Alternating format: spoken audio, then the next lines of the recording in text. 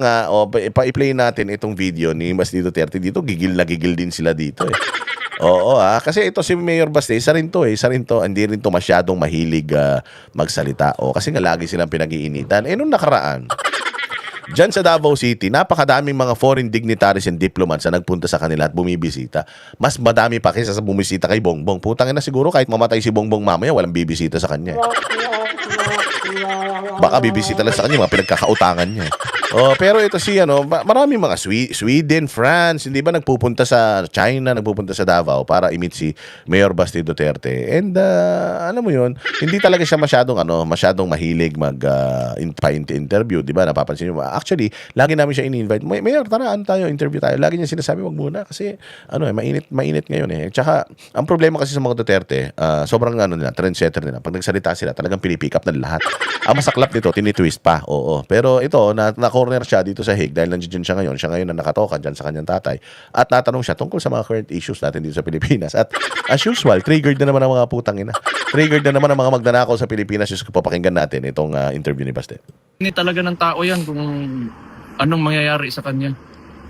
Pero yung masasabi ko lang talaga, ginawa nila yung impeachment na the entire campaign for 3 years talaga nilang pinagsikapan ng administrasyon yan kasi gusto nila sila pa rin. They are preventing Vice President Inday Sara Duterte to run for the 2028 elections. Napansin ninyo, every time you ask them, it's consistent. Itong impeachment na ito, this is not about accountability. This is not about looking for what happened or where the 125 million peso went, because alam nila it went sa sa paglaban sa komunista. Alam nila na may napuntahan yan. Kaya lang wala talaga silang makita kasi sa mga Duterte, eh. And they have to itong magandang ginawa naman ng kasi hindi nila hina-highlight na yung 125 million was given how many days before matapos, how many weeks before matapos yung fiscal year na kailangan ng gastusin. Tapos patibong talaga yun, eh. Sobrang patibong yun. Paulit-ulit nating sinasabi yun para paulit-ulit na maintindihan ng mamamayang Pilipino. Every time that may magtanong sa kanila ng mga bobo, halimbawa, mga bobo talaga, ang tanong sa kanila, nasa yung 25 million, ginastos ng 11 days. Gago. Kaya ginastos yun ng 11 days. Putang ina, nirequest yun August, binigay December, magkakatapusan na. Anong gagawin mo ron? Yung budget, hindi mo naman pwedeng gamitin yun sa susunod na taon. Kung yung budget na yun para sa taon na ito, dapat magastos mo yun para sa taon na ito. So, anong gagawin mo ron? Lulunukin mo? Siyempre, gagastusin mo yun. Gagastusin mo yun sa kung ano man yung mapili ng ng opisina mo kung saan gastusin yun. Or, kung ano yung ni-request mo para paggastusan nun, di bibigay mo. Si August mo pa request, eh. Binigay December. So, ibig sabihin, waiting na ng budget itong mga proyekto na yan. So, kahit nga 1 minuto, kaya niyang i-disperse yan. Miski ako, eh. August, ni-request ko para dito sa, halimbawa, para sa construction ng bahay ko. August pa lang, ni-request ko na. Humingi na ako ng pera. Siyempre, nakaplano na yan. Sino kukunin kong kontraktor, sino kukunin, ilang tao kukunin ko, ilang materialis ang bibilin ko. Nakakompute na lahat yan. Natay ko na lang yung pera. Pagdating ng pera, pagdating ng pera na gano'n, gagawin ko dun sa pera. Di syempre, kahit 5 minutes lang, kaya mong ilagay yun doon sa matagal mo nang pinagpaplanuhan, eh. So, yung 11 days na ginastos ng 11 days, napakatagal pa nga nun, eh. Dapat nga, questionin si Inday Sara, bakit 11 days inabot? Dapat 10 minutes lang. Naubos mo na yung pera na yan dahil kung talagang yung serbisyo na yan, yung paglalagyan ng pera na yan ay naka-ready na at waiting na lang sa pondo, bakit tumagal pa ng 11 days? Di ba dapat nga ganun ang kine-question natin, eh. Pero hindi, eh. Pagtanggap ko ng pera, di ba, ganyan din kayo sa sweldo. Pagtanggap nyo ng pera galing sa mga amo ninyo, hindi ba, putang ina, wala pa, parang pucha magic. Putang, may pera ako kanina, ba't nawala? Napunta lahat sa utang mo sa credit card, sa Meralco, sa MWS, napunta sa plan mo sa cellphone, utang mo pa sa kapitbahay mo, utang mo pa sa ate mo. Hindi ba? Hindi na tumatagal lang 1 araw yung sweldo natin, nauubos ka agad doon sa mga babayaran natin dahil naka-ready na yung mga yan, waiting na yan sila. Putangin na mo ka, magsusweldo ka na. Tsaka may utang ka sa akin, ha. Di ba ganun? So, bakit umabot ng, kung ako, tatanungin ko si Inday Sara, August mo pa ni-request yan, binigay sa'yo December. Bakit inabot ka ng 11 days? Dapat ginasta mo yan, mga 2 minuto lang. 2 minuto, magtanggap mo ng pera na yun, nailagay mo na yan dapat doon sa mga bagay na dapat paglalagyan yan, di ba? So kaya paulit-ulit natin tong sinasabi, mga bossing, para pag may nagtatanong sa inyo, paulit-ulit, alam nyo rin. Kumbaga, meron na kayong Biblia sa utak ninyo paghuhugutan ng kung ano sasagot sa kanila. Tarantado, 11 days, ginastos yung 125 million. Bigyan mo ko 125 million, 5 minutes, kaya kong ubusin yan eh. Hindi ba? Ang dali lang nun eh. Kaya yung sinasabi ngayon, itong impeachment na ito. Sabi nga nila, kung sa tingin mo may grave threat talaga si Inday Sara sa mga Marcos, bakit hindi nagsampa ng demanda yung mga Marcos? Anong sabi ni Chris Aquino? Sabi ni Chris Aquino, ikaw, Falsis, yung kapatid ng baklang mabantot, amoy kaning baboy, na si Jesus Falsis, yung kapatid niyang isang bakla rin, na mahilig sa, mahilig sa barote. Sabi ni Chris Aquino, ikaw, wag kang uuwi. Recorded talaga yun. Wag kang uuwi sa Pilipinas. Pag umuwi ka sa Pilipinas, papapatay ka ng pamilya ko. Yun ang grave threat. Pero nakulong si Chris Aquino. Hindi. Anong sabi ni Chris Aquino? He should have filed the case against me. Kung gusto niya talaga, kung he felt like I threatened him and he was threatened, then he should have filed the case against me. Nag-file ba siya ng case? No. Therefore, walang kaso. Ganun din kay Inday Sara. Nag-file ba ng kaso si Lisa Marcos? Hindi. Nag-file ba ng kaso si Bongbong? Hindi. Nag-file ba ng kaso si Martin Romualdez? Hindi. Anong iniiyak nyo? Hindi yung palang affected party, hindi nga sila nag-file ng case. Ibig sabihin, hindi sila naniniwala doon. Kasi kung naniniwala sila doon na talagang totoo na may threat na sa kanilang buhay, nag-file sana sila ng kaso. Walang kaso eh. Tapos motu proprio sabi on their own independently, nung nakita ng NBI na may threat na ginawa si Inday Sara, nag-imbestiga sila. Sinasabi din ni Inday Sara na may threat din sa buhay niya. Did they investigate? No. Yan yung mga kailangan na paulit-ulit na naririnig natin. Kasi sabi mo na yan nakaraan, Boss Dada, sa huling vlog mo, dapat iba naman. Hindi pwede. Kailangan natin ulit-ulitin. Mantakin mo for the past 4 years, etong mga hayop na mga congressman, paulit-ulit lang din ang sinasabi nila mga bossing sa kanilang mga press conference. Kailangan tapatan natin yan. Mary Grace Piatos, hindi maipaliwanag yung pera. Mary Grace Piatos, may pera na ill-gotten wealth. Paulit-ulit si Trillanes, yung mga congressman, paulit-ulit. And kung hindi natin i-combat yan ng paulit-ulit din na ipinaliliwanag sa inyo yung counter dyan sa mga paulit-ulit na mga issues nila, because may kasabihan tayo na ang isang bagay kahit mali, pag inulit-ulit mo, nagmumukhang tama yan. So sa battle, pagdating sa information dissemination, talo tayo dahil may pera sila, na sa kanila pera eh. Binabayaran nila mainstream media, may mga vloggers pa sila, tapos may mga troll army pa sila. Tayo, wala man tayo mga bayad, libre man tayo. Tapos magsasawa pa tayo na sagutin yung mga yung mga issues nila. Hindi, dapat hindi rin tayo nagsasawa pa. Ulit-ulit din natin, iuulit-ulitin sa mga utak natin para hindi natin makalimutan pagdating ng 2028. Alam na natin ang gagawin natin sa mga hayop na yan. Di ba? So, yun lang naman eh. This impeachment is not about accountability. Why? Kasi wala namang kulong to eh. Wala namang kulong to. Ang accountability, dapat ipakulong mo. Mantakin mo kapag ka na-impeach ka, ang mangyayari lang sa iyo is hindi ka na qualified tumakbo sa any position in the government. So anong ibig sabihin nun? Kung hindi ka na pwedeng tumakbo sa any position in the government, di political ito. Tapos sasabihin nyo, walang politika dito, putang ina ninyo, kung walang politika, di sana hindi nyo dyan sa Senado impeachment court dinala. Di sana dinala nyo sa RTC, dinala nyo sa Sandigan Bayan, sa Ombudsman, dahil yan ang nag-handle yan. O kung hindi siya covered ng Ombudsman, di sampan nyo yan sa Korte Suprema, kung saan nyo gusto nyo. Sampan nyo sa mga pagmumukha ninyo. Di ba? Paulit-ulit sasabihin mo, hindi politiko. Walang politika dito. Gago, anong walang politika dito? Ang magiging sentensya kay Inday Sara, hindi na siya pwedeng tumakbo sa any position. Di politika. Tang ina ninyo, lolokohin nyo kami, wag kayong makulit. Dahil kung paulit-ulit kayo, paulit-ulit nyo rin itong maririnig at paulit-ulit din namin kayong mumurahin. Ano pa sinabi ni Baste? Talaga ang main reason ng impeachment na yun.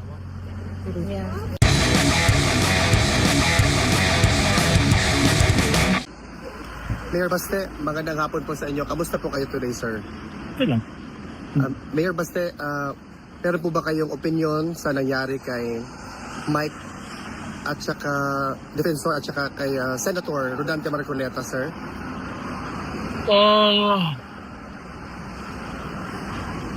Katulad yan, paulit-ulit na tanong yan eh. Paulit-ulit na tanong sa kanya, paulit-ulit na tanong kay ganito, kay ganyan. Pero kailangan natin ulit-ulitin at kailangan natin laging sasagutin para yung tao, makita nila yung consistency.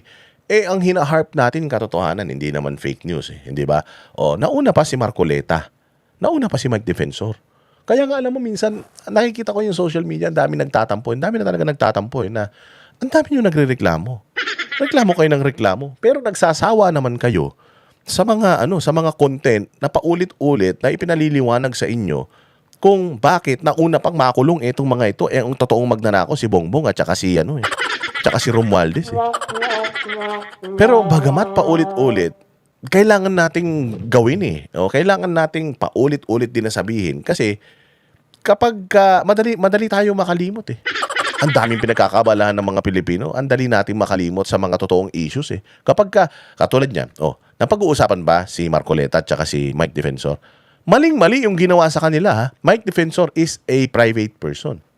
Si Mike Defensor ay nagbigay ng pera galing sa kanyang bulsa papunta sa isang tao na ginamit sa kanyang kampanya. Walang pera ng taong bayan na involved. Hindi naman mga kriminal ang mga ito, di man sila mga drug lord, di man sila mga launderer, matitinong tao man ang mga ito. Pero imagine, nauna pa silang nakulong.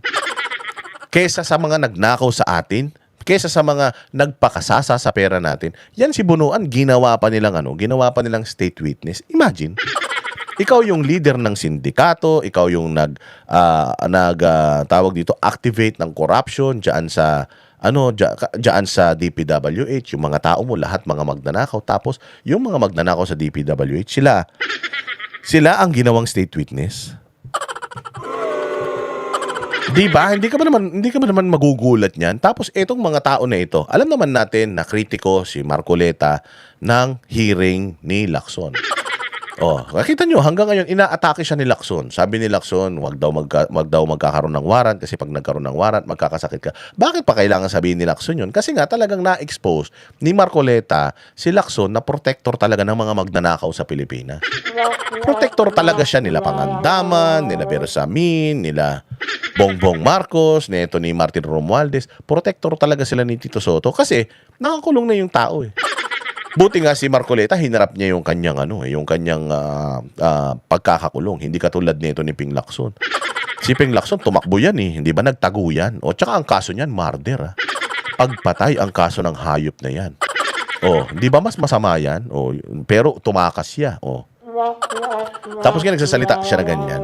Kaya nga sabi ko nga, hindi ko alam kung sino ang bakla. Bakla ba si Ping Lacson o yung PR ni Ping Lacson, yung admin ng kanyang page? Kasi taina baklang-bakla ang atake. Di ba? Ang tanda na ng tao, kasamahan mo sa Senado. Sabihin na natin, magkaiba kayo ng politika. Pero bakit pikon na pikon ka? Kaya pikon na pikon si Lacson kasi na-expose talaga si Lacson na talaga siya, criminal talaga utak niya. Lumalabas na naman kasi yung issue ngayon na yung anak niya smuggler.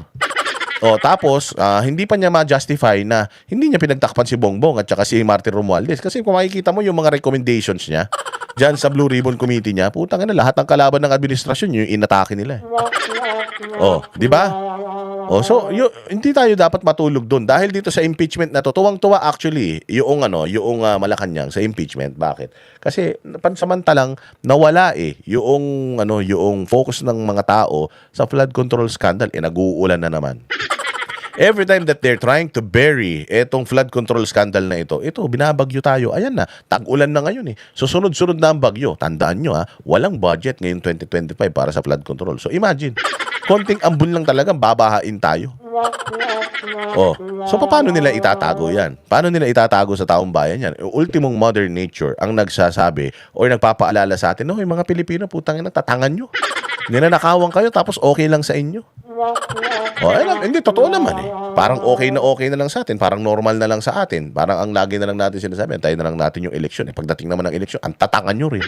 Pagdating ng eleksyon, di nyo rin naman pag-aaralan yung mga binoboto yung mga kandidato. Tangina, maglalagay kayo ng congressman porkit binigyan kayo ng pera.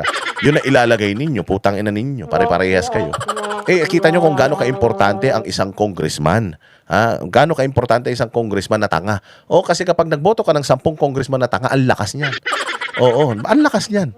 Imagine mo, magboto ka ng 300 na congressman na mga magnanakaw. Putang ina, ubos talaga ang pera ng taong bayan. Akala ninyo ang importante lang, senador at saka presidente, vice president, dahil silang binoboto ng buong Pilipinas. Hindi, napaka-importante ng role nitong mga congressman na ito. Bakit?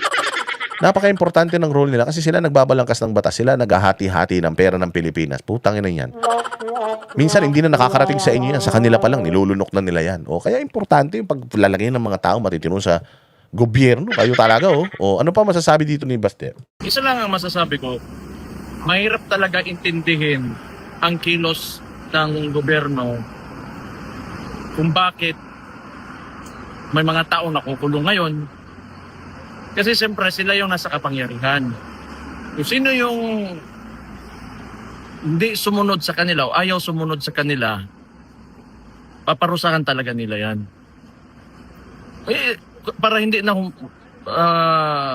humaba yung usapan, it's because they're in power and those that oppose them, they will do everything using the bureaucracy or anything and the law against people, those who oppose them. So, wala tayong magagawa dyan. Meron ka talagang abusado na administrasyon. Sir, Do you believe na meron tayong abusadong administrasyon? Ilagay nyo sa comment section. And we have to keep on reminding everyone na napaka-abusado talaga nitong administration na to. And kailangan natin ipaintindi sa lahat na last nyo na yan. Huling pagkakataon nyo na yan, huwag na kayong tumakbo ulit ha. Hindi na kayo mananalo. So we have to remind them how abusive this government is. Iisa-isahin natin yan. Araw-araw, hindi tayo mapapagod. Gagawin nating advocacy yan. Na araw-araw, ipakikita natin sa lahat ng mga nanonood dito ito. Hanggang sa maging zombie kayo. Hanggang sa yun na lang ang isipin ninyo. O total naman, ayaw naman natin mag-people power. Ayaw naman natin pumunta sa Malacanang at guyurin pababayan. O, di ganun na lang gawin natin. O, ano na natin. Talaga i-condition na natin. Condition yung isip natin para sa 2028. O, alam na natin gagawin natin. on a different topic, doon sa currently nangyayaring day 3 na po ng impeachment against Vice President Sara Duterte, your sister, do you have any thoughts or reaction in as far as the trial is going at the moment? Ako hindi ako nanonood. Kasi Totoo to. I asked them, kahit yung mga malalapit, mga family nila, about this, if they are watching itong impeachment. Sabi nila hindi eh. Kasi una sa lahat, yung impeachment na yan, wala na yan patutunguhan eh. Wala na yan. They cannot get 16. Oh, kahit ano pang gawin nila, there's no way na makakuha sila 16. Kaya nga makikita mo yung mga congressman, wala na silang gana eh. Nakikita mo yung mga prosecution, wala na silang gana. Halos parang parang dinadrag na lang nila yung mga sarili nila dahil kailangan nilang gawin. Why? Makasuntok man lang sila kay Inday Sara eh. Makakalmot man lang sila kay Inday Sara. Sabi nga nila, makascratch man lang sila sa surface, they will take their chances. Pero sila ba sa isip nila mananalo sila? Sila ba sa isip nila mapapa-impeach na si Inday Sara? They've been trying to pull Inday Sara down with all their might and resources. Ginawa na nila yan for how many years? Si Inday Sara remains the highest trust rated dito sa Pilipinas. Imagine mo, dinidemanda mo ng culpable violation of the Constitution and ano pa ba yun, yung betrayal of public trust. Betrayal of public trust sa lahat ng mga public officials. Siya yung pinakamataas yung trust and approval rating. Tapos, doon pa lang bobo na eh. Doon pa lang tanga na eh. Betrayal of public trust, tapos pag tinignan mo yung trust rating ni Bongbong Marcos, negative 20. Tapos yung trust rating ni Inday Sara, positive 27. Diyos ko naman. Di ba? 100% ang layo. Tapos siya ang may demanda ng public trust. Betrayal of public trust. Siya yung may kaso ng betrayal of public trust. Siya yung pinagkakatiwalaan si Bongbong Marcos na putang ina niyan, kung pag nagpunta sa isang lugar, halos parang kumakaway na sa hangin yung gagong yan. Si Inday Sara, alam nyo ba, nung nagpunta si Inday Sara dyan sa Senado, grabe, stampede, nagkagulo. Bakit? Akala ko ba, galit ang tao sa kanya? Akala ko ba, ayaw na ng mga Pilipino sa kanya? Bakit sobrang interesado ng mainstream media kay Inday Sara? Bakit? Pag yung taong grasa, nakikita mo ba, ini-interview ni Inday ng mga ng mga mainstream media? Hindi. Bakit? Kasi wala naman silang mahihita. Pag in-interview ko tong normal na tao na to, wala naman ako mahihita. Usually, mga media na ini-interview nila, ang talagang pinagkakaguluhan nila, yung mga magagaling na tao. Mga sikat na tao. Bakit si Inday Sara? Bakit si Inday Sara pinagkaguluhan dyan sa Senado? Etong mga congressman na sinasabi nila that they are representing millions and millions of Filipinos. Yung mga prosecutor na mga na mga pangit. Yung mga prosecutor na mga mukhang puta wala ng pag-asa sa buhay. Parang mga tsurang may mga cancer na sa mga utak at balat eh. Itong mga tao na ito, kita mo pinagkakaguluhan sila? Hindi. Pero si Inday Sara, pinagkaguluhan siya pag upo niya doon, uttered ilang sentences lang. Pucha, buong mundo nawindang, pati si Claire Castro, putang ina, parang nabaliw na naman. Nakalimutan na yata ni Claire Castro na ginawa siyang tae dyan sa Canada ng mga kababayan natin dahil sa katarantaduhan niya. Tapos ngayon, dare-diretso na naman na akala mo walang nangyari. Putang ina, walang hiya talaga eh. Di ba? So talagang wala, hindi sila nanonood. Wala na yan, negative na yan. Yung 16, hindi nila makukuha yan. Kaya nga pinipilit nila na babaan yung boto. And even if you lower it, hindi mo makukuha.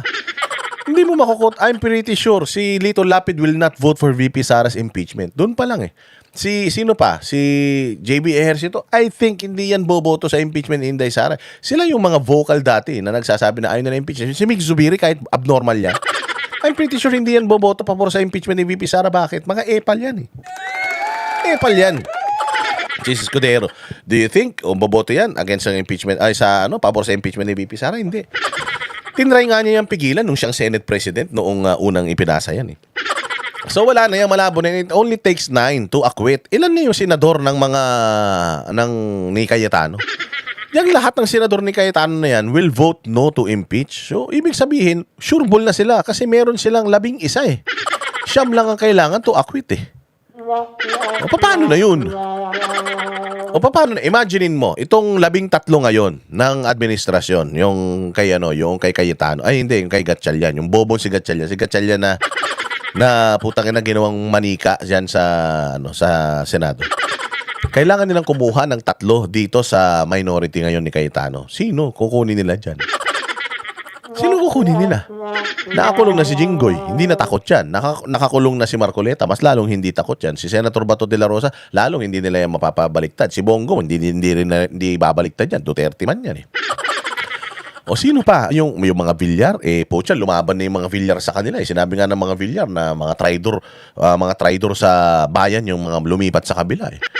So wala na silang makukuha sa kabila, tapos inaaway-away pa nila itong mga to. Tangin na yan, wala na. So itong impeachment ni Inday, wala na to. Panonoorin mo pa? Sabi ni Bas, hindi eh. I'm governing a very competent city. Bakit ko pa panonoorin niya? Alam ko naman kahit na paninira lang yan sa amin, paninira lang sa kapatid ko, at saka alam ko naman na hindi naman nila makukuha. Hindi sila mananalo dyan. May impeach mo ba si Inday Sara dyan? 13, hindi nila makuha. 16 pa. So hindi sila nanonood. Pero tayo, kailangan natin manood kasi nga, bababuyin natin sila. Nung simula pa lang, when did this impeachment campaign begin? It was, 3 years ago? Even nung simula pa lang ng termino ni Marcos yan, nung nagkalapuan na, andyan na yung usapang impeachment against the Vice President for the confidential funds. And ngayon, dinadagdagan nila na kung ano-ano na lang pwedeng idagdag, di ba? Well, gusto nila na may impeachment para masunod yung gusto nila. It's not about really, like the Vice President defending herself, but it's about putting her sa lugar kung saan nila gusto na nandyan siya. Kasi kaya nga nila ini-insist yung impeachment na yan kasi they want to remain in power. Gusto nila sila. That's all that I can say. Pag pumayag yung mga tao, wala na kami magawa. Sir, ano po yung reaction ninyo doon sa bago-bago lang na natapos ng INC rally na nagpakita talaga ng suporta ang mga Pilipino na-extend pa siya for 3 days in as far as airing their concerns to what's happening to our country? Balik ka doon pangutan namin. Okay. Ano po yung reaction niyo, sir, doon sa INC rally? Hindi ko alam. Wala akong, hindi naman ako involved nun. And hindi naman nakuha nila yung main objective nila. It was to deter the administration from taking Rodante Marcoleta. So I do not know. Sir, I have no comment.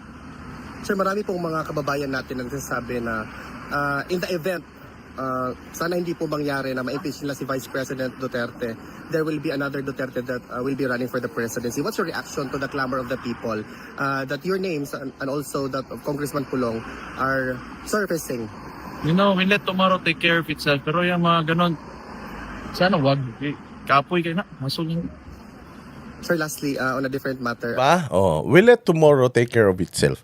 Sino nagsabi niyan? Probably a famous poet uttered those words. Sinabi ba ni Basti na kanya 'yon? Pero pwede mo naman gamitin 'yon. It was there to actually utilize. Hindi ko talaga alam dito kay Claire Castro kung bakit siya nagagalit sa mga ganyan. Kasi ang gaganda ng mga binibitawan ng mga Duterte ng mga salita eh. Itong mga Duterte na sinasabi nila ng mga may hina ang utak, bobo, may initin lang ang ulo. O kita mo how they are responding to questions. Di ba? Let tomorrow decide for itself. Oh, bahala na ang bukas. Oh, sabi nga nila, 'di ba? Oh, katulad yan. I'm always quoting yung yung si Master Shifu ng Kung Fu Panda, 'di ba? Sabi niya, yesterday is history, tomorrow is a mystery, today is a gift. That's why it's called present. Regalo, present. So, i-enjoy mo kung ano yung meron ngayon. Oo, kasi tapos na yung nakaraan eh. Hindi mo na kayang baguhin yun. Yung future naman, di mo alam kung ano mangyayari doon. Misteryo yan. Kaya yung ngayon, meron kang control. Sa ngayon, yun ang mo. Yun ang tawag dito. You'll try to make it worth it, ika nga. Yung bawat araw ng buhay mo, gawin mong kaaya-aya. Oh, I mean, ano masama doon? Hindi ba? Kung na-stimulate ka nung na yun, noong quote na yun, kay cartoons pa yan. O, maganda ang dating sa'yo and na-inspire ka doon eh. O, ano masama doon? Kaya dito, hindi mo maintindihan talaga to sila Claire Castro kung saan nila pinaghuhugot itong mga kabobohan nila na ito na tangina, kala mo sila talaga may-ari ng mundo. Lahat na lang nasabihin ng mga Duterte, mali sa kanila. Pero hindi kasi kaya mag-quote ni Claire Castro ng ganyan kasi bobo yun. Hindi marunong mag-English yun. Tanga yun. Inutil yun. Oo. Tsangin na. Kaya inggit na inggit sila kapag nagtitrending ang mga Duterte doon lang sa mga may ikling mga statement na ibinibigay nila. And just like this. Nag-trending. Nakikita niyo si Basti na sinasagot niya yung mga bagay na hindi niya dapat sinasagot. Ang sabi lang niya, I don't have any comment about that. Si Inday Sara, ganun din. If you ask her questions about something na hindi niya dapat kino-comment, yung sinasabi niya, hindi ako nagko-comment, ayaw ko mag-comment tungkol dyan. Wala akong involvement dyan. Hindi ba? Si Claire, puta lahat na lang kinokomentan. Kahit di na dapat pagkomentan, kinokomentan. Pero nung pinagmumura ng mga tao diyan sa Canada, nung ginawa nung gago, wala. Gusto pa ipa-deport yung mga Pilipino doon. Putang ina niyan. Malayang gumagana ang freedom of expression doon. Freedom of expression ba yung pinagmumura mo ako? Oo, gago ka pala eh. Taga-gobyerno ka eh. Tapos balat sibuyas ka. Huwag ka magtrabaho sa gobyerno, mag-vlog ka. Tapos punuin mo ng libel cases yung buhay mo. Pero putang ina, kung pasahod ka ng taong bayan, kung ini-expect ng taong bayan na magtatrabaho ka sa kanila at hindi sila masaya sa trabaho mo, gago, natural, mumurahin ka nila, anong gusto mo? Ipaghahain ka pa nila ng mainit na kape, ganon? Kapal naman ang mukha mo.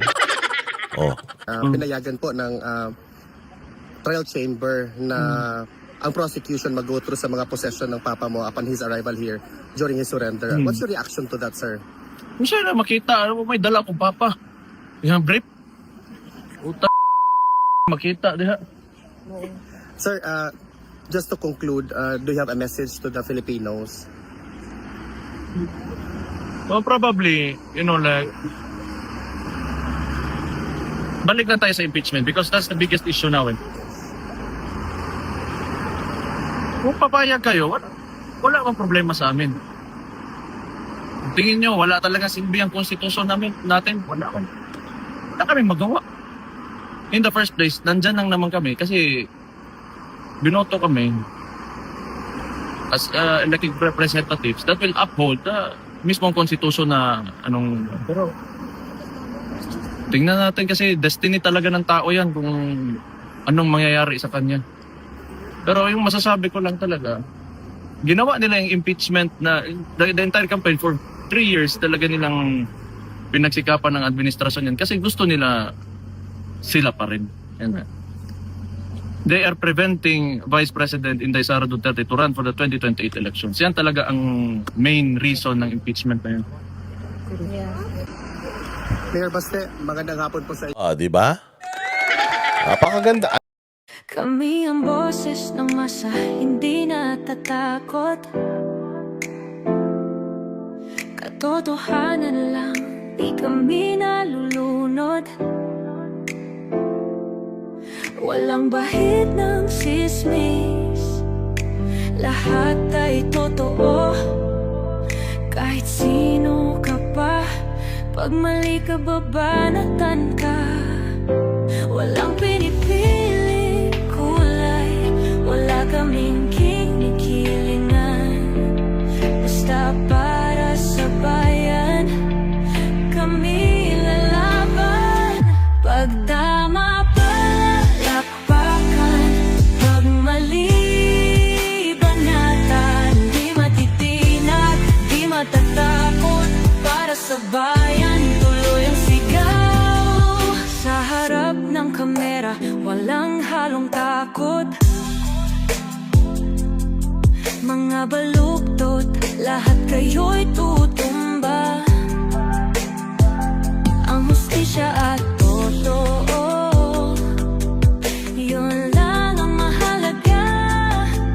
Kahit sinong harang, di kami matitinag.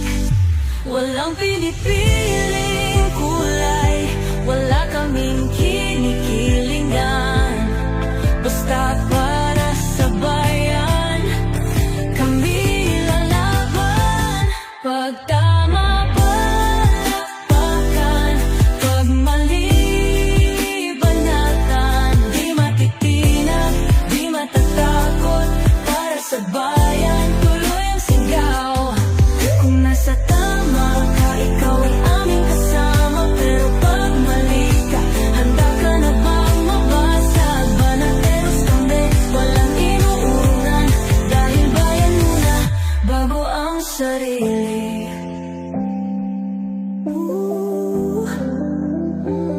Bago ang sarili.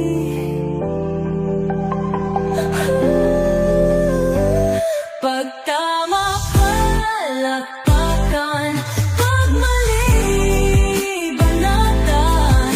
Banateros ang sigaw, katotohanan